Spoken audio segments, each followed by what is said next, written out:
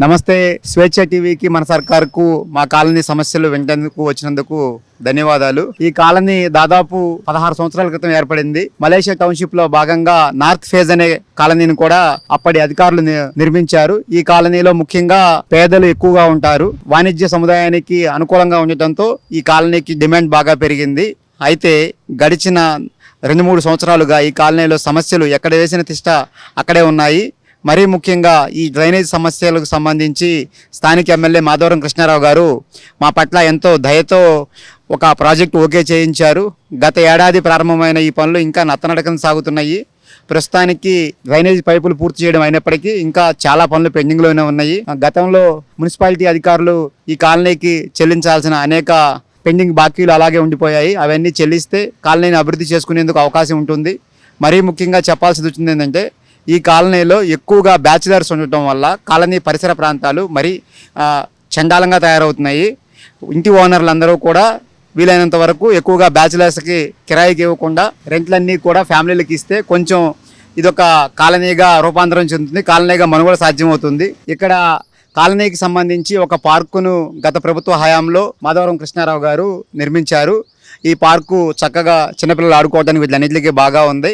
అయితే ఈ పార్కుని ఒక అధికారి ఎవరు పర్యవేక్షించకపోవడం అదొక సమస్యగా ఉంది. కాలనీకి హ్యాండ్ ఓవర్ చేశారు, కానీ ఈ పార్కు ఇంత పెద్ద పార్కుని మెయింటైన్ చేయడం అనేది కాలనీకి కూడా కష్టంగా ఉంటుంది.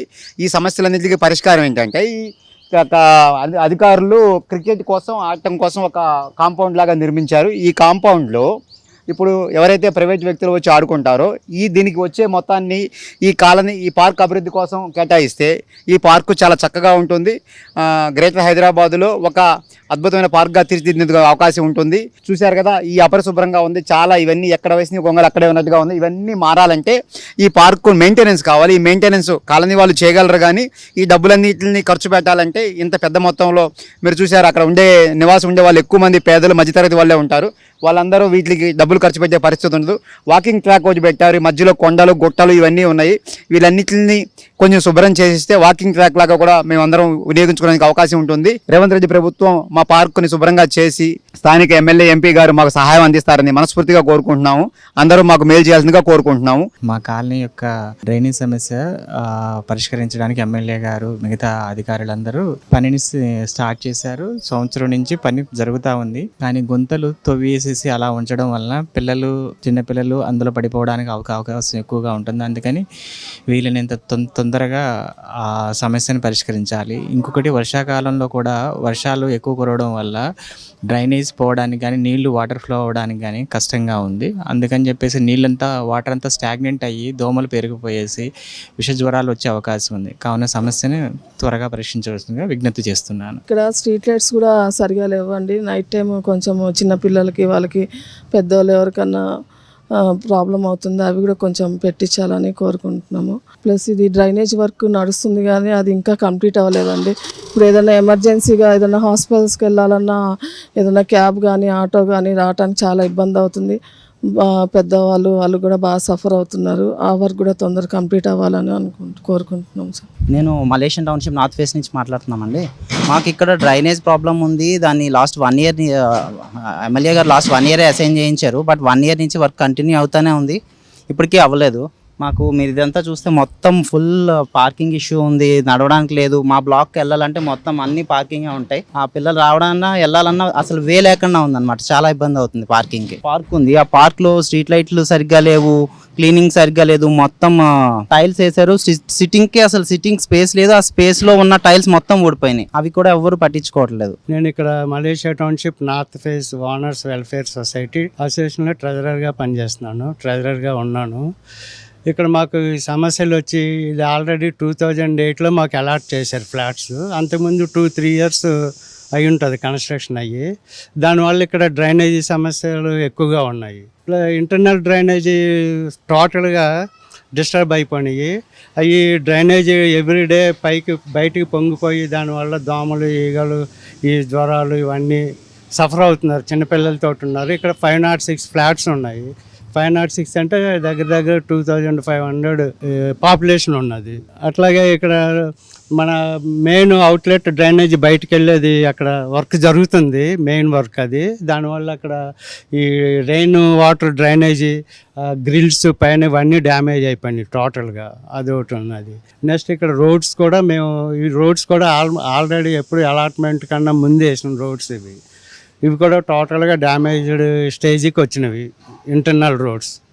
అండ్ స్ట్రీట్ లైట్స్ ఏంటంటే ఇక్కడ మేము ఉన్నదల్లా ఓన్లీ లోయర్ క్లాస్ పీపుల్స్ అందరూ, ఏదో చిన్న చిన్న జాబ్స్ చేసుకునే వాళ్ళు, ఇది సింగిల్ బెడ్రూమ్ ఫ్లాట్స్ ఇవి. ఇక్కడ మెయింటెనెన్స్ ఖర్చు ఎక్కువైపోతుంది, అది కరెంట్ బిల్స్ కానీ లేకుంటే స్ట్రీట్ లైట్స్ ఇవన్నీ. అట్లాగే వాటర్ కూడా మాకు ఈ మోటార్ పైప్ ఇది పంపింగ్ చేసుకోవాల్సి వస్తుంది పైకి, దానివల్ల కరెంటు బిల్స్ ఇవన్నీ ఎక్కువ వస్తున్నాయి. పార్క్ ఇష్యూ జస్ట్ మాకు మొన్నే డెవలప్ చేశారు ఎమ్మెల్యే గారి పక్కన పార్కు, అది కూడా ఇంకా అండర్ ప్రాసెస్లో ఉంది. పార్క్లో కూడా లైటింగ్ ఇదంతా ఉండాలి సిస్టమ్. పార్కింగ్ ఒకటి ప్రాబ్లం ఉందండి ఇక్కడ. టోటల్గా ఏంటంటే రోడ్డు మీద పార్కింగ్ చేయవలసి వస్తుంది వెహికల్స్ అన్నీ, కార్ పార్కింగ్ అసలు లేదు. ఈ బైక్స్ ఇవన్నీ ఇక్కడ ఉండేదంతా చాలామంది బ్యాచులర్స్, ఒక్కొక్క ఫ్లాట్లో 4-5 ఉంటారు, నలుగురికి బైక్స్ ఉంటాయి. కొన్ని ఫ్లాట్స్లో అయితే 3-4 ఉంటారు, వాళ్ళలో 2 కార్లు ఉంటాయి. ఇక్కడ పార్కింగ్ ప్రాబ్లం చాలా సమస్య ఎక్కువగా ఉంది. ఈ north face Malaysian township housing బోర్డులో ఉంది, కేపీహెచ్బి హౌసింగ్ బోర్డులో. దీంట్లో ఎల్ఐజీ ఫ్లాట్స్ ఇవి 500 ఫ్లాట్స్ ఇందులో ఉంటున్నాము. తర్వాత ఇక్కడ ఉండే ప్రజల్లో చాలామంది కొత్తగా వచ్చిన వాళ్ళు, ఈ 3-4 ఇయర్స్లో వచ్చిన వాళ్ళు వీళ్ళంతా ఉన్నారు. వీళ్ళకి రేషన్ కార్డులు లేక చాలా ఇబ్బంది పడుతున్నారు. గవర్నమెంట్ గత 3-4 ఇయర్స్ నుంచి ఇవ్వకపోవటం వల్ల, ఈ రేషన్ కార్డు లేకపోవటం వల్ల ఎటువంటి ప్రయోజనాలు పొందలేకపోయి ఇబ్బంది కూడా పడుతున్నారు. ఈ మధ్యలో రిటైర్ అయిన పర్సన్స్ కూడా చాలామంది ఉన్నారు, చిన్న చిన్న ప్రైవేట్ ఉద్యోగాలు చేసుకుని రిటైర్ అయిన వాళ్ళు. వాళ్ళకు కూడా ఎటువంటి హెల్ప్ లేక గవర్నమెంట్ నుంచి చాలా ఇబ్బందులు పడుతూ ఉన్నారు. వీళ్ళకి కాస్త త్వరగా మన ప్రజాపాలనలో అప్లికేషన్లు తీసుకున్నారు కానీ ఎటువంటి స్టేట్మెంట్ దాని మీద ఇవ్వలేదు. వెంటనే కొద్దిగా దాని మీద తగిన చర్యలు తీసుకోగలరని ఆశిస్తున్నాం. ఇంకా రెండోది హాస్పిటల్స్ పరంగా ఇక్కడ గవర్నమెంట్ హాస్పిటల్స్ పిహెచ్సిలు ఈ కేపీహెచ్బిలో ఒకటి ఉంది కానీ వాళ్ళ దగ్గర మందులు ఉండవు.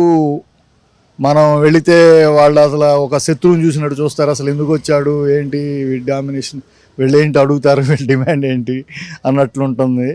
కాబట్టి కాస్త హాస్పిటల్స్ విషయం ప్రజాప్రతినిధులు కాస్త యాక్టివ్గా అసలు వర్క్ చేస్తున్నాయా లేదా, డాక్టర్లు వస్తున్నారా లేదా, మందులు ఉంటున్నాయా లేదా అని కొద్దిగా పట్టించుకోవాల్సిందిగా కోరుతున్నాం. దీనికి గవర్నమెంట్ నుంచి ఏపీహెచ్బి నుంచి పార్కింగ్ విషయంలో కానీ వీళ్ళ డిపాజిట్స్ ఉన్నాయి, కాషన్ డిపాజిట్స్ వాళ్ళ దగ్గర ఉండిపోయినాయి ఏపీహెచ్బి వాళ్ళ దగ్గర. అది ఏపీహెచ్బి ఇప్పుడు టీఎస్హెచ్బి కింద మారిపోయింది. వీళ్ళకి ఏంటంటే ఆ డిపాజిట్స్ కానీ అవి పాత అవన్నీ పరిష్కారాలు చేయాలంటే కాస్త ప్రజాప్రతినిధులు పూనుకుని చేపిస్తే కానీ అవి వస్తే వీళ్ళకి ఆ టౌన్షిప్లో కొద్దిగా చేసుకోవటానికి కొన్ని పనులు కార్యక్రమాలు చేసుకోవటానికి వెసులుబాటు ఉంటుంది. జిహెచ్ఎంసీ ద్వారా కమ్యూనిటీ హాల్ ఒకటి గ్రాంట్ చేపిస్తే దాని వలన కొద్దిగా ఇక్కడ ఈ 500 ఫ్లాట్లకి ప్రయోజనం కలుగుతుంది, చిన్న చిన్న ఫంక్షన్లు చేసుకోవటానికి. ఇది ప్రజాప్రతినిధులకి గవర్నమెంట్కి విన్నపం చేస్తున్నాం. ఈ విధంగా ఇక్కడ డ్రైనేజ్ పని ఒకటి జరుగుతుంది. దానివల్ల ఏంటంటే పక్కన రోడ్డు కంప్లీట్ డ్యామేజ్ అయిపోయింది. దాని పక్కన ఉన్న డ్రైన్లు మిగతావి కూడా డ్యామేజ్ అయినాయి.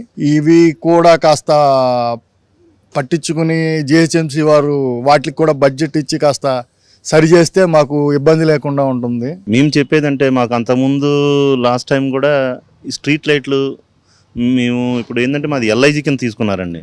మాకు చాలా దిగువ మిడిల్ క్లాస్ ఫ్యామిలీస్ ఎక్కువ మంది ఇక్కడ ఉంటారు. స్ట్రీట్ లైట్లు మీకు కనెక్ట్ చేస్తాం, మామూలు స్ట్రీట్ లైట్లు వేయిస్తామని చెప్పారు. మాకు అది ఒకటి వేయలేదు. ఇంకోటి ఏం జరుగుతుందంటే మాకు ఇక్కడ మెంబర్ ఆఫ్ పీపుల్స్ ఎక్కువ అయిపోయారండి. ఇక్కడ ఓనర్లు అంటే ఎక్కువ బ్యాచిలర్స్కి ఇవ్వడం. మాకు ఇంకోటి కూడా లా అండ్ ఆర్డర్ సపోర్ట్ కూడా కావాలండి. ఎందుకంటే రాత్రిపూట ఎక్కువ బ్యాచ్లు ఉండటం వల్ల అల్లరి చేస్తున్నారు. మేము వెళ్ళి ఏదైనా గట్టిగా మాట్లాడి ప్రతిసారి జరిగినప్పుడల్లా డిపార్ట్మెంట్ కూడా ఇబ్బంది పెట్టలేం కదండి ఇక్కడ. అందువల్ల మేము ఏం చేస్తామంటే ఏదైనా పార్కింగ్ ఇష్యూ కానీ ఏదైనా మేము వెళ్ళి మాట్లాడితే వాళ్ళు మా మీద ఎదురు తిరగటం, లేదంటే మా మీద కేసులు పెడతాం అసోసియేషన్ మీద, ఆ విధంగా చేస్తున్నారు. దయచేసి ఆ లా అండ్ ఆర్డర్ సపోర్టు మాకు ఇంకోసారి కాటన్ సర్చ్ కూడా ఇక్కడ పెట్టియాలని కోరుతున్నాము. దయచేసి అది ఇవ్వగలరని, మాకు ప్రొవైడ్ చేయగలుగుతారని కోరుకుంటున్నాం. ఇంకొకటి మాకు డ్రైనేజ్ వ్యవస్థ చాలా ఇబ్బందిగా ఉందండి. ఇక్కడ ఆ డ్రైనేజ్ వ్యవస్థ ఒకటి సరి చేయించాలి, ఇక్కడ రోడ్స్ ఒకటి వేయించాలి. ప్లస్ మాకు ఇక డిమార్ట్ దగ్గర ఉన్న మెయిన్ మాకు ట్రాఫిక్ ప్రాబ్లం అవుతుందండి. మా 506 కుటుంబాలు, మా దాంట్లో కనీసం ఒక 5-6 వేల మంది పబ్లిక్ ఉంటున్నారు. మేము ఈ డిమార్ట్ దాటి వెళ్ళాలంటే, పిల్లల్ని స్కూల్కి పంపించాలంటే ఆ డిమార్ట్ దగ్గర మాకు ట్రాఫిక్ ఇబ్బంది అవుతుంది. దాన్ని కూడా తక్షణమే ఏదైనా చర్యలు తీసుకొని ఆల్టర్నేట్ ఏదైనా చేయగలుగుతారన్న ట్రాఫిక్ని కోరుతున్నాం మిమ్మల్ని. థ్యాంక్ యూ అండి, థ్యాంక్ యూ వెరీ మచ్.